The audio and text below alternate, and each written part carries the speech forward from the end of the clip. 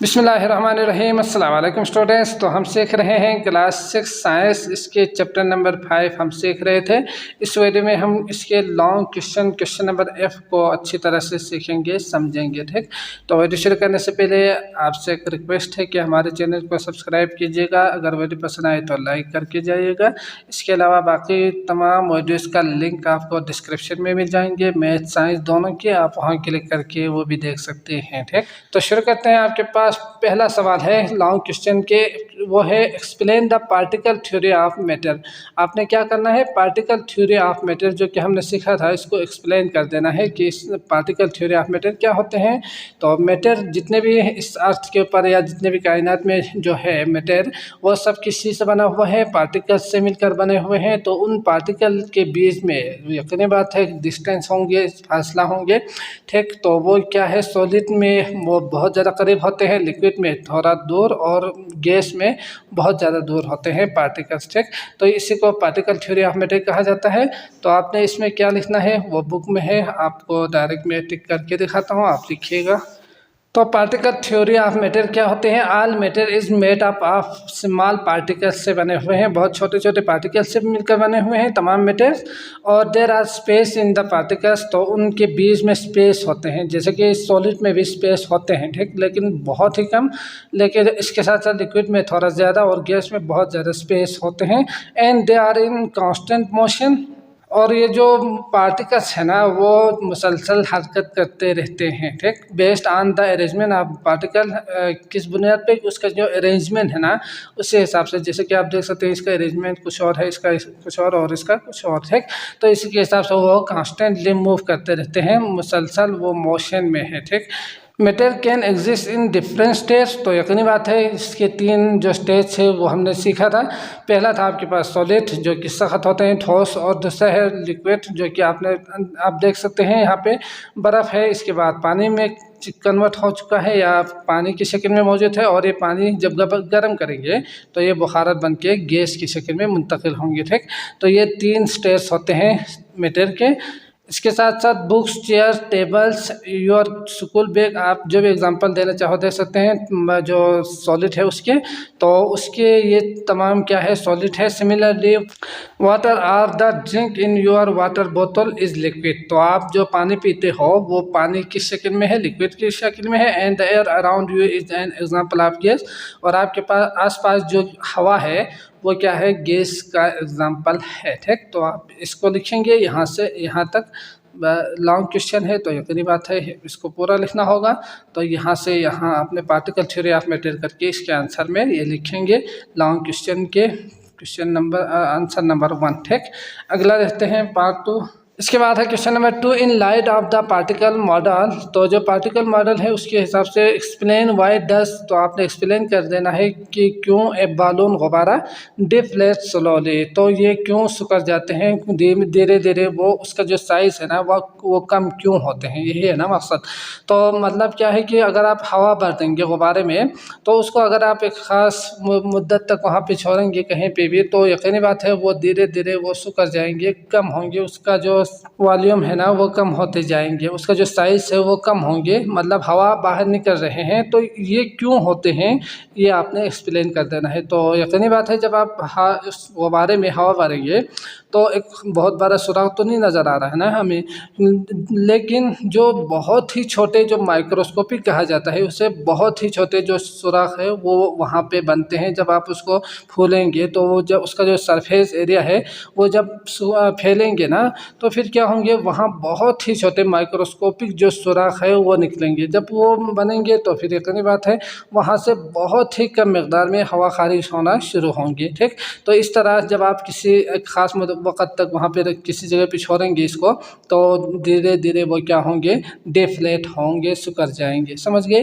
तो इसी को लिखना है, लिखते हैं। तो इसके आंसर में आप लिखेंगे आंसर करके, when a balloon is fill, जब आप बालून को फिल करेंगे, जब बालून फिल होंगे, when with air then its surface is stretch. समझ गए? तो क्या होंगे, उसका जो बाहरी हिस्सा है वो फूल जाएंगे, फैल जाएंगे। तो इसके बाद during stretching the surface of balloon becomes extremely thin resulting in tiny microscopic holes in it। फिर क्या होंगे, यकीनी बात है, जब आप उसको बहुत ज़्यादा उसमें हवा भर देंगे ना, तो जितना ज़्यादा हवा भरेंगे उतना ही क्या होंगे, उसका जो सरफेस एरिया है वहाँ पे छोटे छोटे, बहुत ही छोटे, माइक्रोस्कोपिक कहा जाता है, जो आम आंखों से नज़र ना आने वाले जो सुराख है, हॉल्स, ठीक, तो उसे कहा जाता है माइक्रोस्कोपिक हॉल्स। तो वहाँ पे वो बनेंगे, जब वो बनेंगे तो यकीनी बात है बहुत ही कम मिकदार में वहाँ से हवा खारिज होना शुरू होंगे। क्योंकि यकीनी बात है उसके ऊपर प्रेशर पड़ते हैं, ये भी लिखेंगे। ए balloon filled with air is not perfectly isolated from the environment. तो यकीनी बात है कि जब माहौल और उसके अंदर जो गैस है उसको अगर आप कंपेयर करेंगे तो उसके अंदर जो पार्टिकल्स होते हैं वो स्ट्रेस होते हैं। तो जब स्ट्रेस होंगे तो गैस के अंदर होने की वजह से वो फूल सकते हैं, जब फूलेंगे तो वो उसका प्रेशर बनेंगे तो उस सुराख से बाहर निकलेंगे, यही है ना। तो आपने क्या लिखना है, balloon filled with air is not perfectly isolated from the environment. तो माहौल के जो हिसाब से नहीं है, ठीक, इसलिए वो बाहर निकलने की कोशिश करते हैं यकीनन। Air can enter or leaves the balloon through its surface and not, ठीक। तो इसका मतलब क्या है कि एयर जो है ना, इसके ज़रिए जो हमने अभी सीखा, तो उसके ज़रिए वो बाहर जाते हैं, सरफेस की जो सुराख बनते हैं वहाँ से, और उसके साथ साथ जो घेरा बांधता है आपने, जो रस्सी बांधे होंगे यकीनन, तो वहाँ से भी वो निकल सकते हैं। As pressure of air outside the balloon is slightly then pressure of air inside the balloon। तो जो हमने अभी कहा कि यही है ना कि उसका जो आउटसाइड और इनसाइड वाला जो प्रेशर है वो अगर बराबर नहीं होगी इसके, तो वो खारिज होते हैं वहाँ से, ठीक।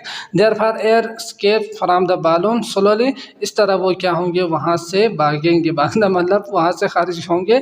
That is why A balloon deflate slowly, इसीलिए जो balloon है वो धीरे धीरे से वो उसका साइज़ कम होते जाएंगे, डिफ्लेट होंगे, सिकुड़ेंगे, ठीक।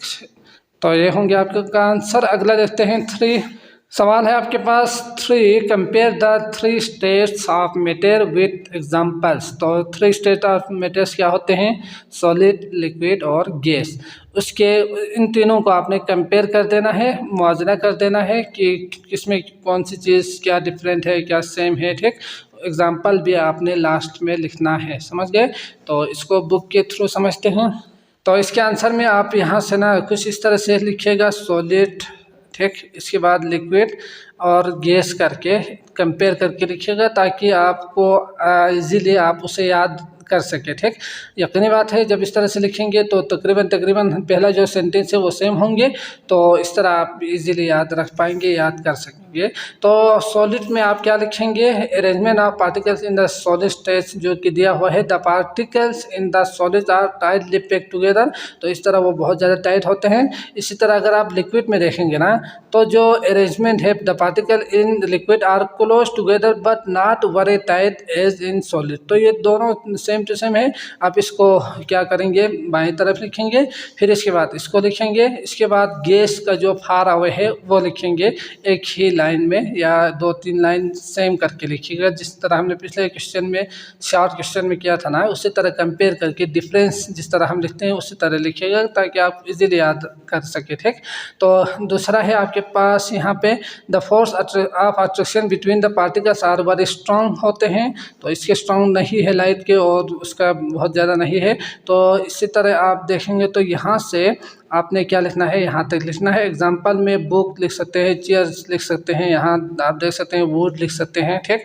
इसके बाद अगर लिक्विड में देखेंगे तो यहाँ पे आपको नज़र आएंगे कि लिक्विड में जो कंपैरिजन करने वाली चीज़ें हैं वो यहाँ से दिया हुआ है। तो यहाँ से आपने क्या करना है, यहाँ तक लिखना है। और एग्जाम्पल में इसमें आप लिक्विड में वाटर लिख सकते हैं, आप मिल्क लिख सकते हैं, और भी बहुत कुछ है, तो ये लिखेंगे।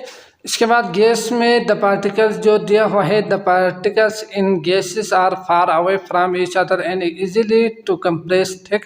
तो ये यहाँ से लेस एनर्जी गैस तक लिखेंगे, यहाँ से यहाँ तक, समझ गए। तो ये होंगे लॉन्ग क्वेश्चन के आंसर नंबर 3। यकीनन आप लिख पाएंगे, मुझे लिखने की ज़रूरत नहीं है, सेम टू सेम यही लिखना है, इसलिए, ठीक। तो ये हो गया आपके पास गैस। इसका हमने अच्छी तरह से इंट्रो में सीखा था, तो यकीनन अगर आपको समझ में नहीं आ रहे तो वो देख लीजिएगा, ताकि गैस और और लिक्विड और सॉलिड में क्या डिफरेंस है वो आपको पता चल जाए। ठीक, तो इस वीडियो में बस इतना ही। अगली वीडियो आपको डिस्क्रिप्शन में मिल जाएंगे स्ट्रक्चर क्वेश्चन के, आप वहाँ क्लिक करके वो भी देख सकते हैं। तो अगर वीडियो पसंद आए हैं तो लाइक करके जाइएगा, अपने दोस्तों के साथ इसको लाजमी शेयर कीजिएगा। इसके अलावा कोई भी सवाल हो तो आप मुझसे कमेंट में पूछ सकते हैं, मैं उसका जवाब बहुत जल्द देने की कोशिश करूँगा। ठीक, तो मुझे इजाज़त दीजिएगा। अल्लाह हाफिज़।